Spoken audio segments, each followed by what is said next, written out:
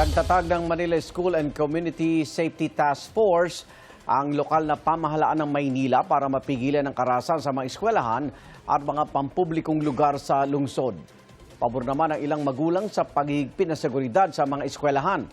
Live mula sa Maynila, may unang balita si Gabriel Gonzales. Gabriel.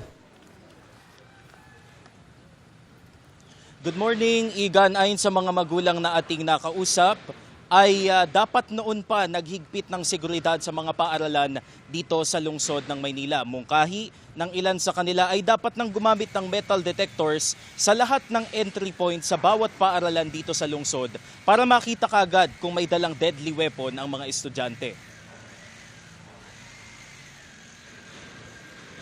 Natakot ang magulang na si Arlene Afable matapos mabalitaan ang nangyari sa San Jose National High School kung saan 3 estudyante ang namatay sa pamamaril. Kaya suportado niya ang pagigigpit ng seguridad sa Isabelo de los Santos Elementary School kung saan pumapasok ang kanyang 8 taong gulang na anak.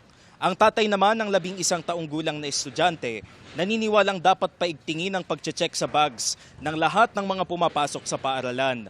Mungkahi pa ng magulang na si Maribeth, dapat bantayan ang mga napapanood ng mga bata sa social media.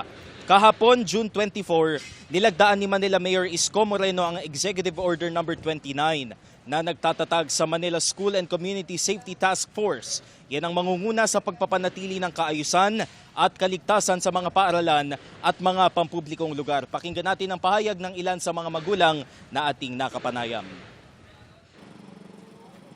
Basta kailangan lang natin pagsabihan at bantayan ng mga anak natin.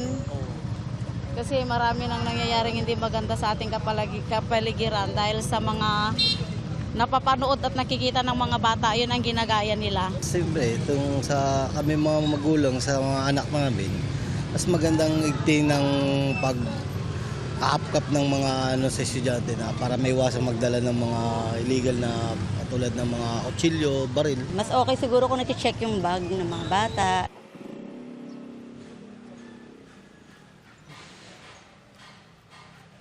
Igan, inaatasan din ng EO29 ng Manila LGU ang Manila Police District at ang Schools Division Office Manila na paigtingin ang operasyon laban sa mga illegal na baril, magtatag ng threat assessment teams at magsagawa ng citywide school safety audit sa loob ng 90 araw. Dito sa aking kinalalagyan, sa labas ng Isabelo de los Santos Elementary School ay isa sila sa mga tumalima sa kautusan ng lokal na pamahalaan ng Maynila na magpatupad ng mas mahigpit na seguridad para hindi na maulit yung nangyari doon sa San Jose National High School sa Tacloban, Leyte. At yan ang unang balita mula rito sa Tondo, Maynila. Gabriel Gonzales, GMA News.